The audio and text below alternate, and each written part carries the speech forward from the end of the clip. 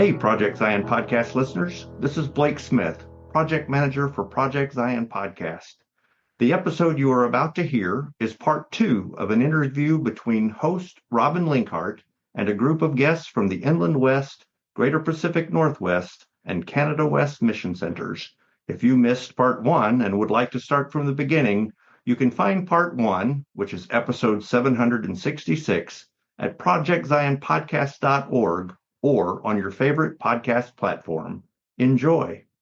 Hello, and welcome to What's Brewing, a Project Zion podcast series where we explore the question, what is mission and why does it matter? I'm your host, Robin Linkhart, and I'm here today with Community of Christ ministers and leaders, Shannon McAdam, John Vanderwalker, Chris Phelps, and Lisa Stetcher to talk about their exciting journey combining 2 reunion traditions into one collaborative effort at Samish Island Campground. Okay, so that's a great dovetail into beginning to talk about 2024. So, Lisa, that's September 2023 when you volunteer. And now I want to hear from you and Chris. How was planning the second time around different than the first? Just tell us as much as you're willing to share with us. And whoever wants to start, you guys just take it back and forth until you tell us the story. Chris is sitting back letting me start.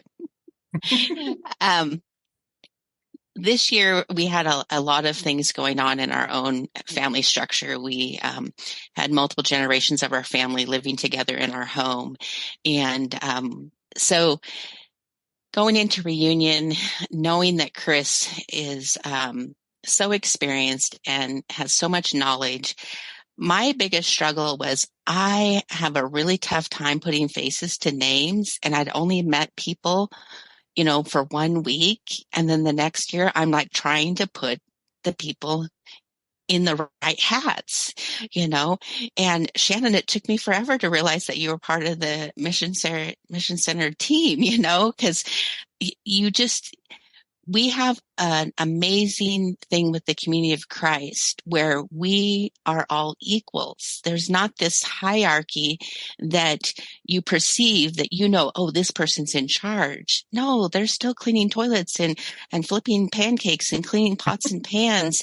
And so I think that was my biggest struggle going into 2024 is trying to put all the faces to names. So it was wonderful having Chris there with 15 years experience. But we also knew that this was going to be Chris's last year at reunion. And so we're like trying to glean all this knowledge out of his brain. And that's not an easy task for even his family, let alone, outsiders trying to get into that. And, but we also brought on, Alexis Beer to be co-directing with us because her and I are going to be doing the next year.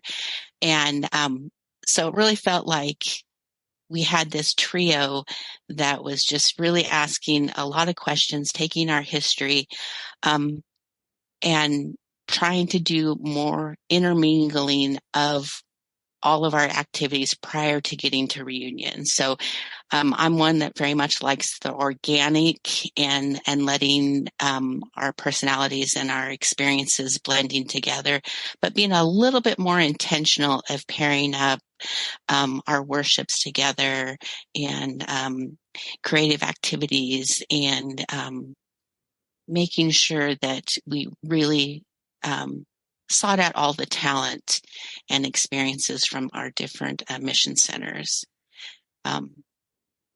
Yeah. Chris? Working with Lisa has been great. And it's such a difference from John. Not that John wasn't good, but hang on. Let me rephrase. No, I'm not going to. No, Lisa's been great, and Lisa was very willing in a way that John wasn't always, to say, this is something I'd like to do. This is something that I'd like to see happen. This is a thing that we've done at Inland West that's worked really well and that we've enjoyed. Should we do it? Can we do it? And my answer was always, yeah, no, this isn't my reunion. This is our combined experience. So that was that was wonderful. And from that, we had a family picnic in the afternoon on Sunday where we had sack races and sort of like some of those traditional activities from like picnics, old style church picnics that we don't do in Canada West. It doesn't exist anymore. It was very American.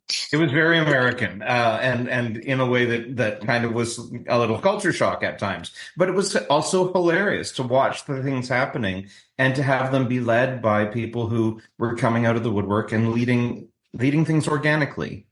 And that was very wonderful. And also, Lisa pulled in some people to help and help do planning. So when we were having our Zoom planning sessions, we had more people from Inland West than we did from Canada West.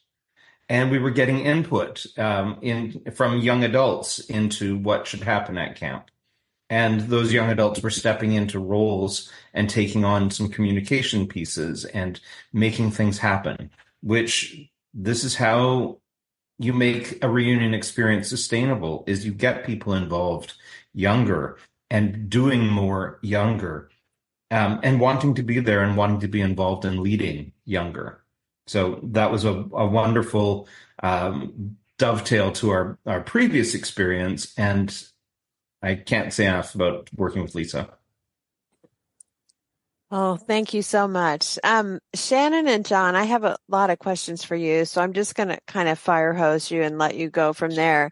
I'm really interested in how you made sure that stories from those attending Reunion 2023 were heard across your mission center so people could know, hey, there's something going on here that's special. Not that it wasn't special before, but it's like a new chapter was being written. So tell us also how the planning and preparation for Reunion 24 was for you and others in your mission center who were taking on reunion jobs. And then how has combining Reunion impacted the interest level in attending Reunion? I want to hear about what is being born from this new chapter of Reunion. Who wants to go first? I can go. A couple of things come to mind right away. One of the things we do on our Mission Center President team is we have a weekly article that we share with the Mission Center, just our reflections on something that's happening.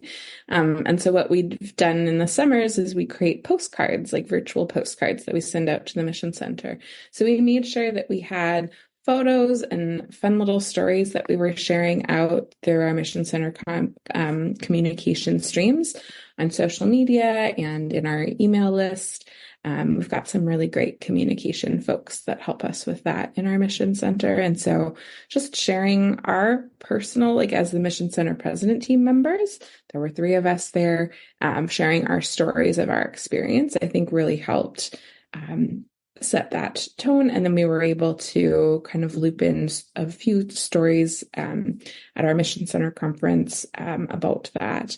And then in terms of like kind of what I've heard from folks, there are folks that are much more excited about coming to camp because of that reason that's been mentioned a bunch of times now, where when you have more bodies at camp, the workload is actually lighter, which some folks were afraid that, oh, more people is going to be more work. Yeah, probably for the cooks, it is more work.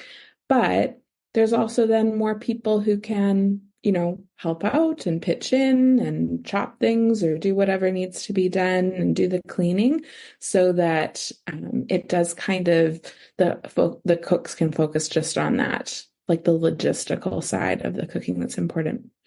And so that has sparked some people, including myself, actually, to spend more time at Reunion, because I had found personally I was getting burnt out by going to Reunion because I was feeling like I had to say yes to doing so many things. But I found that when you share the burdens with others or share the responsibilities, it means that I can do what I love a little bit more, which is just talking with people, enjoying the sunsets, having those moonlight walks by the water. John, how about you? So much like Canada West, we have certain organs of communication that we use. We have a weekly news brief. There were photos and stories in that about a reunion. There was also, we published two print versions that goes to every member of the Mission Center twice a year. And those had stories about reunion in it.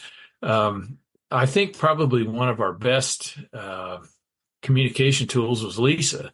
Lisa's really connected with the congregations around that are resident in the caucus or in the area that uses Samish, and she talked it up, and she was in her leadership of directing reunion. She got a lot of people involved in different things.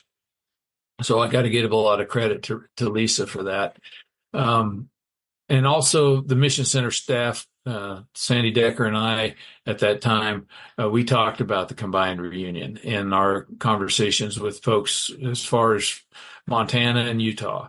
And we actually had people from Montana and Utah at reunions. So that's a long, long trip to come to Northwest Washington for a reunion, but there's people that have come that say they will be back next year. So that's a real positive thing. That's the way we publicized it. I got to say, to echo what Shannon said, while it is a lot of work for the cooks, and that's a serious challenge that we have ahead of us of how to reduce that strain on the cooks.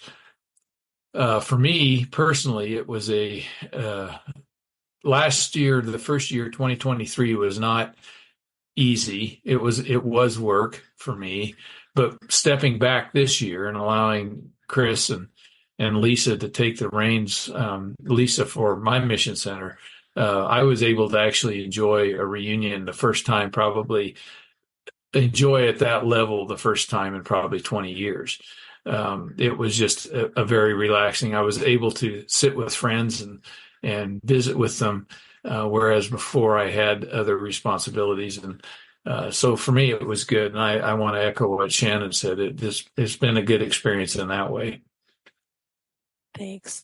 Thanks for that. I know attending this year, I observed that people were wholeheartedly engaged in whatever roles they were taking, and they seemed to be very balanced. I mean, they were joyful as they were participating and doing what they had signed up to do, but I wasn't seeing people doing like 5, 7, 8 different things. And it really, the amount of balance in the reunion was very evident, and I think it just produced a lot of fruit and joy and allowed people to just sit and relax and enjoy what was going on.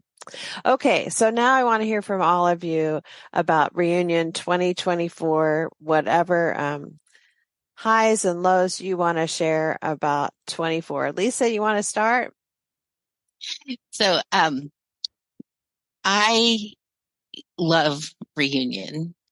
I became a member of Community of Christ I was 22, a young mother of small children, and was baptized my last day at my very first reunion. As a person not born and raised in the Community of Christ, the concept of adults and going and experience camp, community living, and not just be centered around youth has just always been my love of Community of Christ. We do it well. And so 2024 and planning reunion, I really enjoy the fun aspects of just getting to meet people in the most organic way of just having fun. And so we call it the Sunday social, where we got together and everyone was like, what is this? What is this? What is this? And it's like, it's just going to be fun. And so we had water relays and egg toss. And oh my gosh, as you're trying to lead these things and you're trying so hard to be the leader and you're just belly laughing falling on the ground because it's just so adorable to see a 5-year-old and his dad trying to toss an egg back and forth and the arm winding up. And then the watermelon eating contest, this big slab of watermelon from ear to ear. And the young adults are very competitive. And how much do I have to eat? No red rind left. And I know there were several that needed showers when they were done with that. And the chickens on the island really enjoyed all of the watermelon rinds. And then we had cotton candy. And the amount of people above 40 that were lining up for cotton candy was amazing. And the looks on their faces and the joy of going and having cotton candy as, just being free to be this little kid again. It just started out the week. I thought that Sunday afternoon was such joy, and it just opened us up for incredible conversations and connections. And I have to say that I was really intentional this year of trying to understand what it's like to be a Canadian, to what it's like to be in Canada, and the view of the United States. And so it was really eye-opening to have conversations. I had conversations. Is there a homeless population in Canada?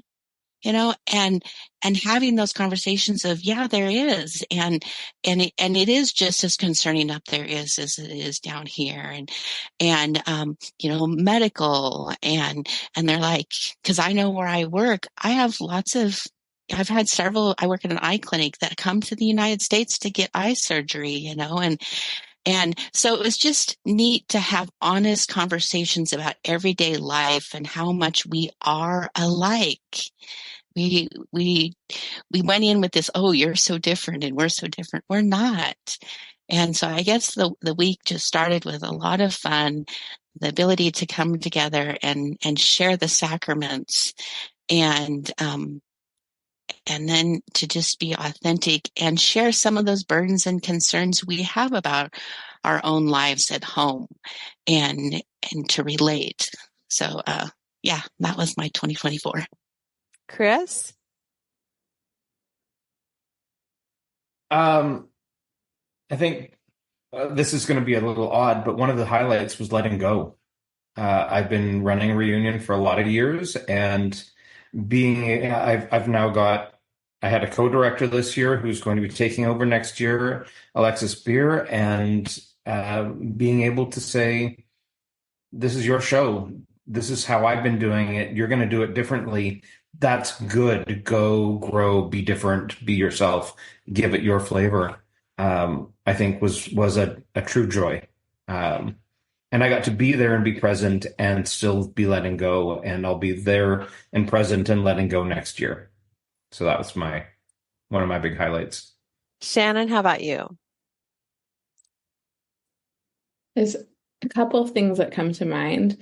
One was I really needed Reunion this year. I'd had a hard spring, and it was really lovely just to sink into being with my people, all of my people from both mission centers, being cared for.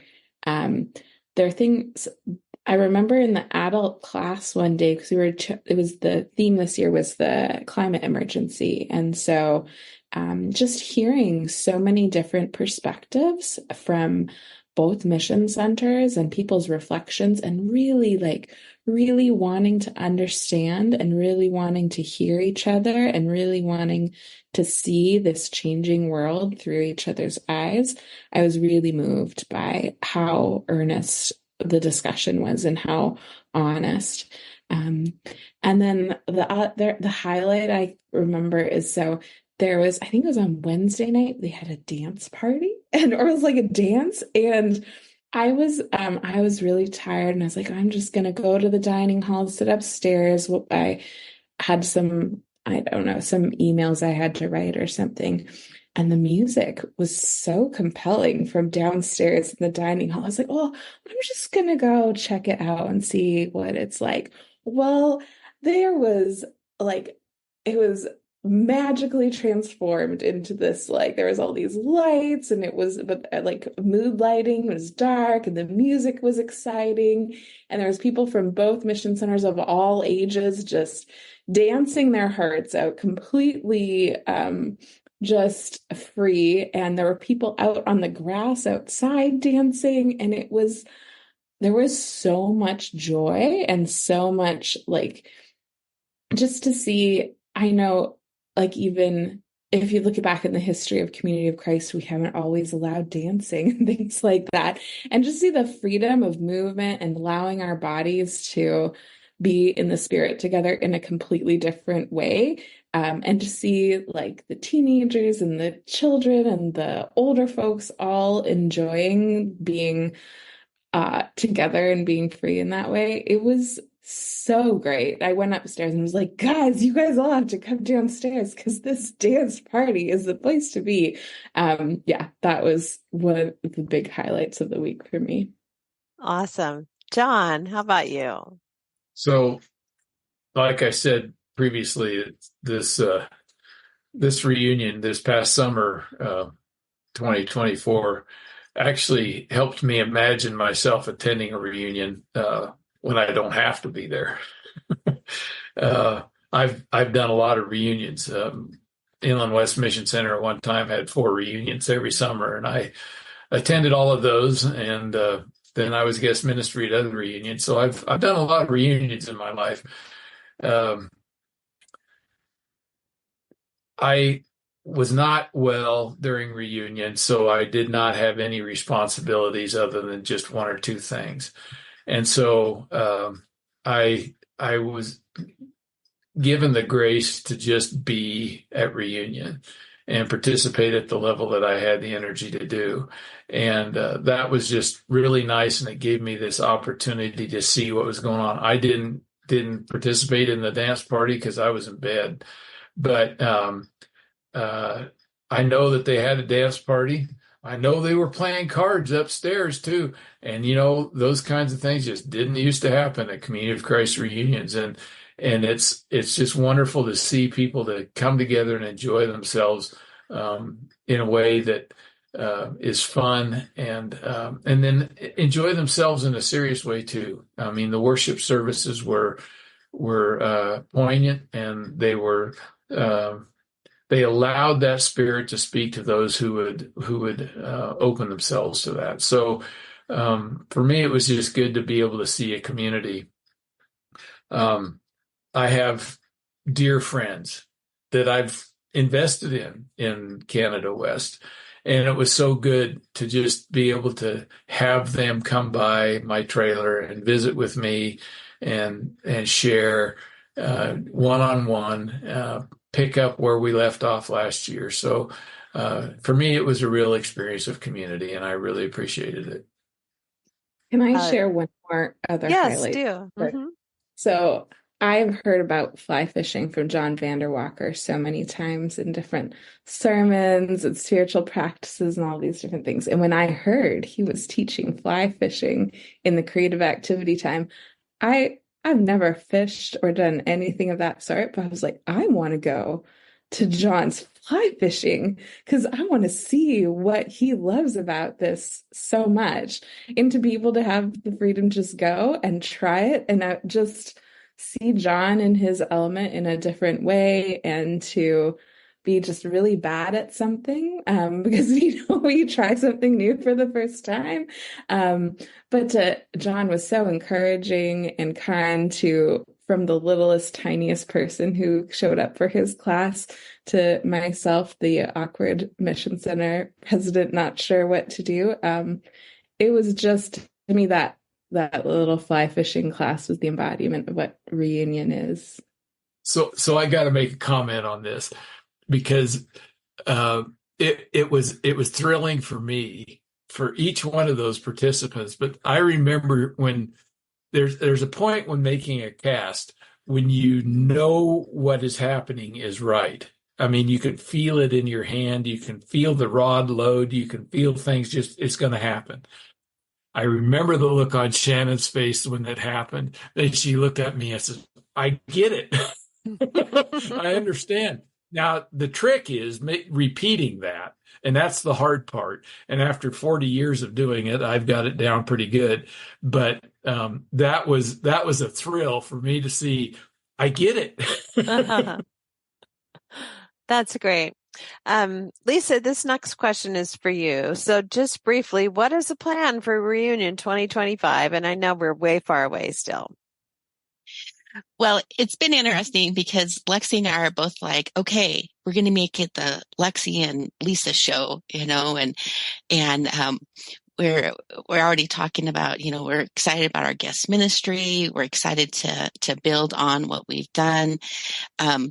And my goal is to intermingle us even more. We still feel very heavy-sided when it comes to our teachers, because we're 2-to-1 in that ratio there, and so just trying to, I guess, in my mind, people have come and they've seen, and now let's implement. Let's bring in more ideas of what they want. And Chris is amazing. When people come to Chris and they have an idea, and he doesn't hesitate to say, that's an amazing idea, run with it. He doesn't take it on himself to make that happen, because you have when you have someone that's passionate about it and it's their idea and their desire, there's just this intensity in making it happen. And I think that's the biggest thing I've learned from Chris is it's like, I don't have to do it all. And when you're leading a reunion of only 30 to 50 people and you hear people being tired, you feel as the leader, you want to carry that burden. And so I really want to, Lexi and I were talking about maybe getting t-shirts even that says, I don't know, ask Lexi. I don't know, ask Lisa, just making sure that we as directors are really taking the time to make sure that the Spirit is leading us all in this journey. And I have to tell you, in our own mission center, we had people that hadn't been to Reunion in 20 plus years. And they brought their granddaughter who was from Boston, who had never been to Reunion. And all I kept hearing is the grandma, I don't know if we're going to get her next year. She's going to be driving. I don't know if she's going to come from Boston back to northern Idaho again. Yet, last week, I got a call from Grandpa. So, Lisa, how are you doing? We're doing good. And he's like, well, I just wanted to check in. You talked about spec. And I'm like, yeah. And he's like, well, I was wondering how we can get my granddaughter there. And she has went back to Boston in high school, and she's called her grandpa multiple times. Why can't school be like Reunion? Why can't everyone want you to be your best and want to love you unconditionally? And I'm like, we've got her. She's coming back from Boston to Reunion this next year. Grandma doesn't have to worry about that.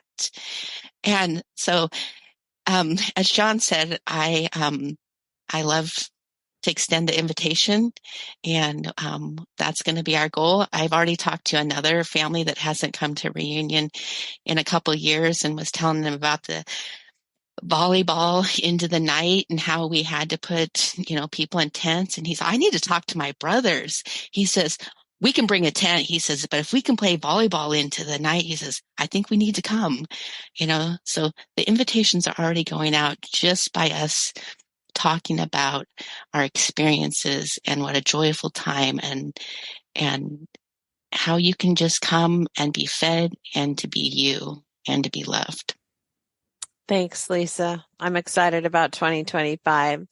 Now, we've heard, as we've talked about this journey, this story that you've written together, a lot about what you've learned during your experience.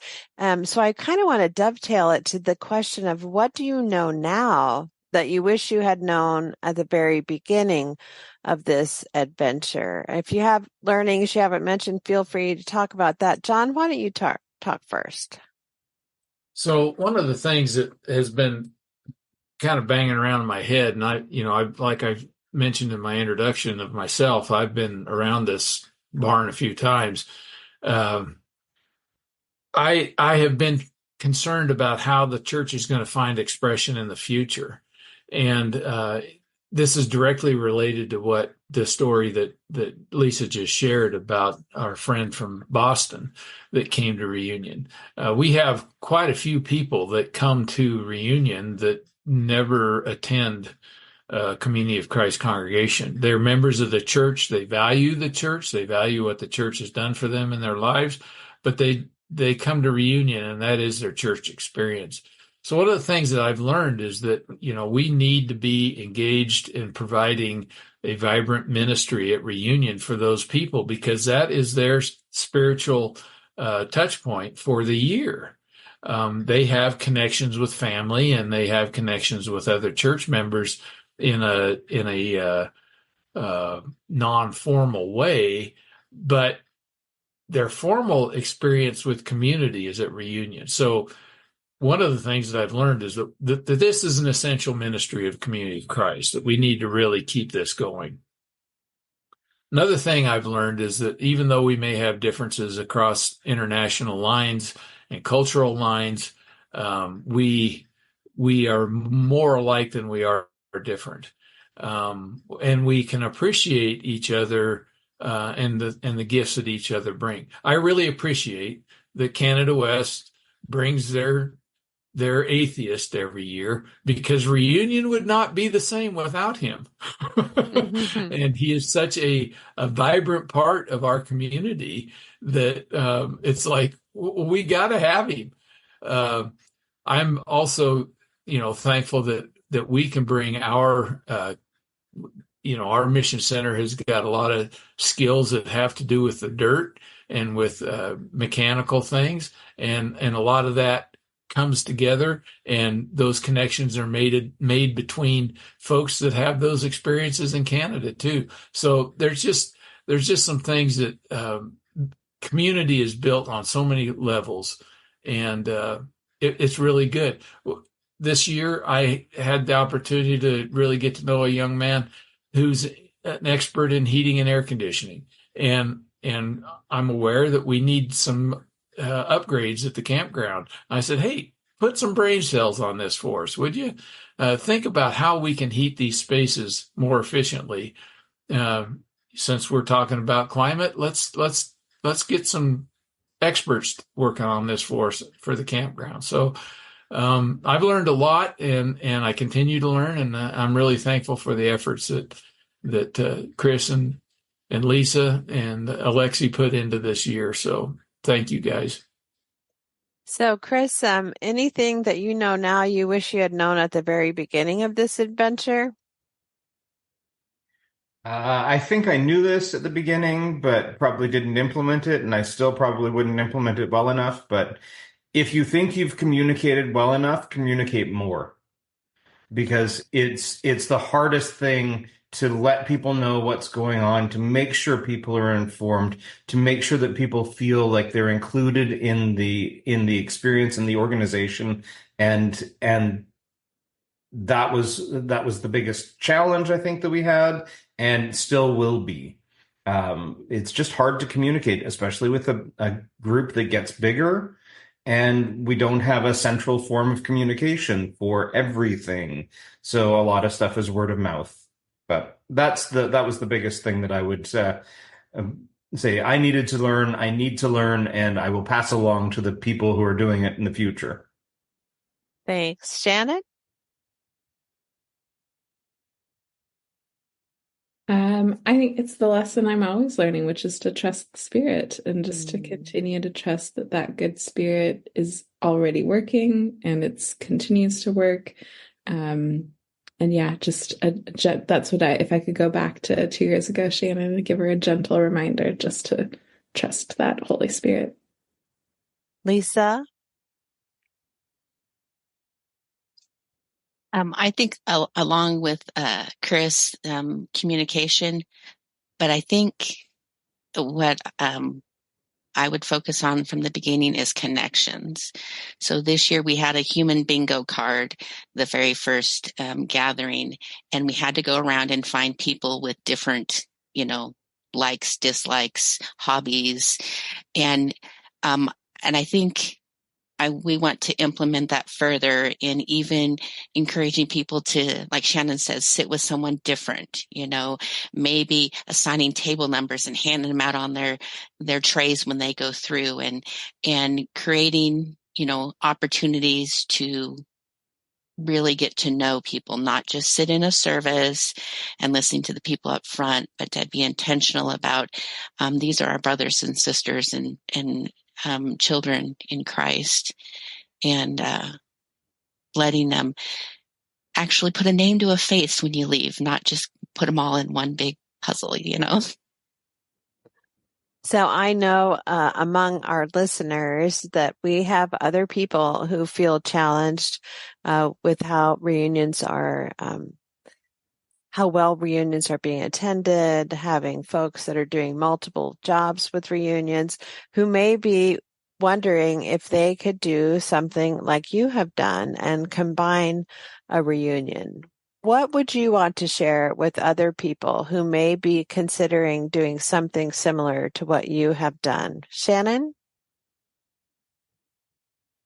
I would say keep it simple. I think sometimes we get wrapped up in this is how we've always done things, or, well, we have to do this or we have to do that. And I think just really honestly asking ourselves, what are the core things, or what's the feeling that we want people to have?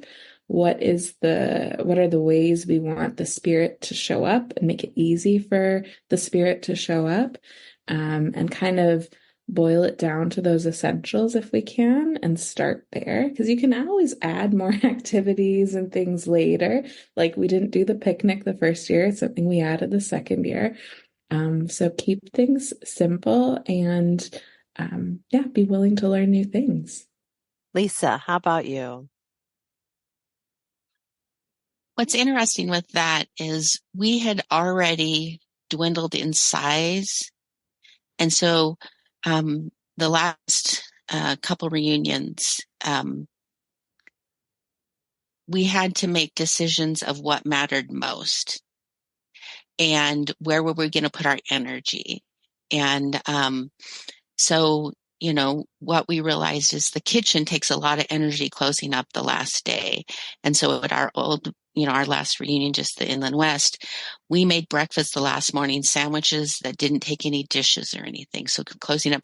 So what I'm trying to say is we had already given up the little things that didn't matter to where we were just focusing on what mattered most. And so changing to a different reunion and a different schedule and seemed very easy for me in Inland West.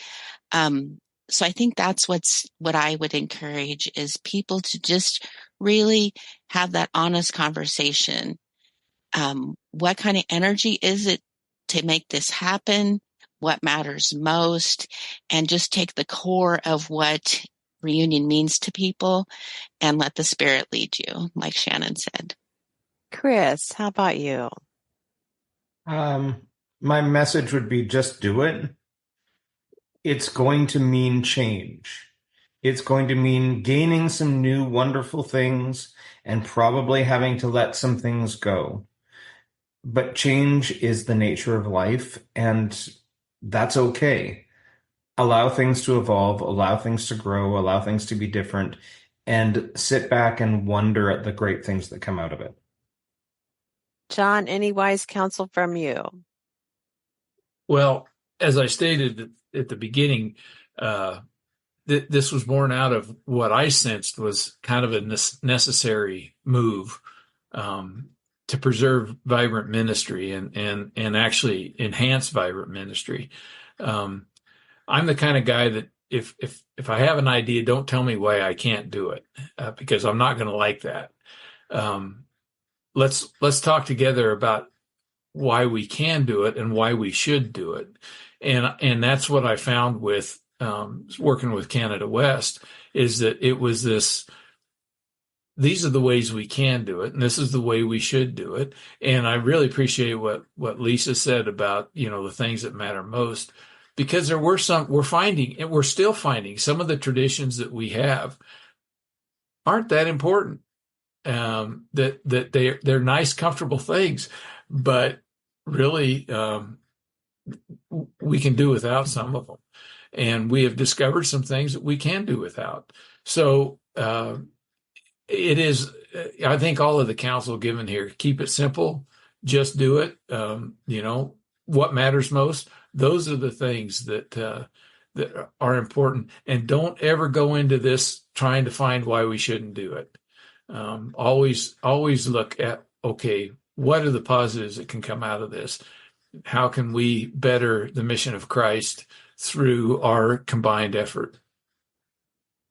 I always like to give folks one last chance. If there's something that you have on your heart, you're burning to share today, this is the time. So any last thing that you want to say? Yeah. One of the most fun moments that I had in the entire experience of combining our reunions and putting all the pieces together was standing on Saturday evening in 2023 with John Vanderwalker, sharing the opening gathering and playing off one another and being fun and light and having a good time, and seeing the pieces of the conversations that had happened for several months come together in a lighthearted banter that when I look back 10 years previous to when I first met John, we would not have had. We had some conflict when we first met. So the evolution of that to this moment together was astounding. And that's the kind of thing that you don't know you're going to get when you enter the process and say, we're going to combine things. It was unexpected and beautiful. Anyone else have something you just want to say? Shannon. I just want to build on what Chris said, because I think what the two pieces that I pull out from that would be, one, the importance of relationships between leaders. It really is important to cultivate those collaborative relationships. And then I want to pull out also what Chris said about that their relationship in some ways was born out of conflict. And I think so often we think, oh, our differences are going to be our downfall. But actually, our differences are our strength. And our differences are what build relationships and sharing and coming back to the table over and over, whether it's the communion table or the lunch table or the planning table. When we keep coming back to that table with the willingness to move forward, that's, I think, where beautiful things really can happen. Any last thoughts, John or Lisa? So I kind of want to lift up that I don't know whether to take exception with Chris calling me a crotchety old man. I'll take the crotchety part, but I don't know about old. The reality is Chris is right. We did start our relationship in conflict.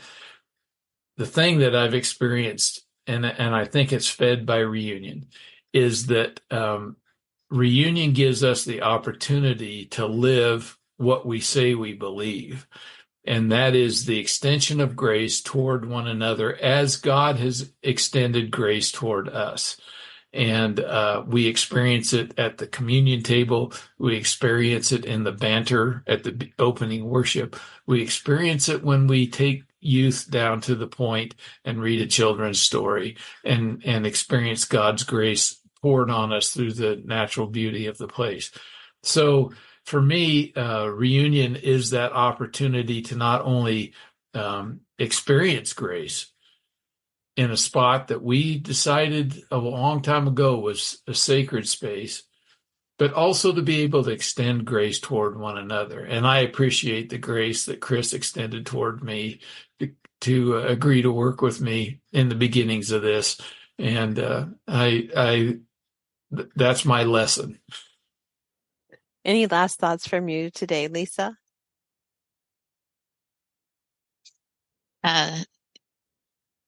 I'm just in awe of how the Spirit leads us all together.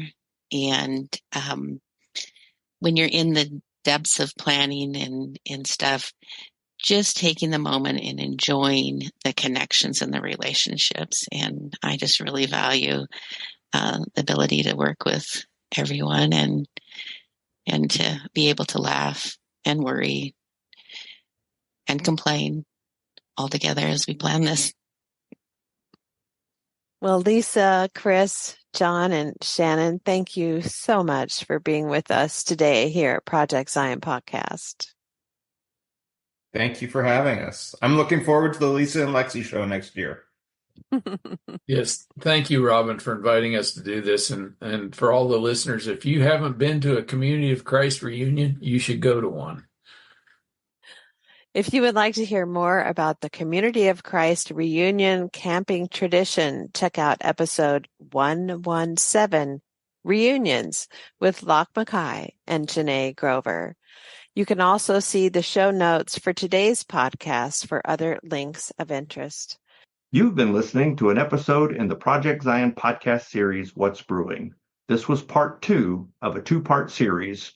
As always, a very special thanks to you, our listeners, for spending a portion of your day with us.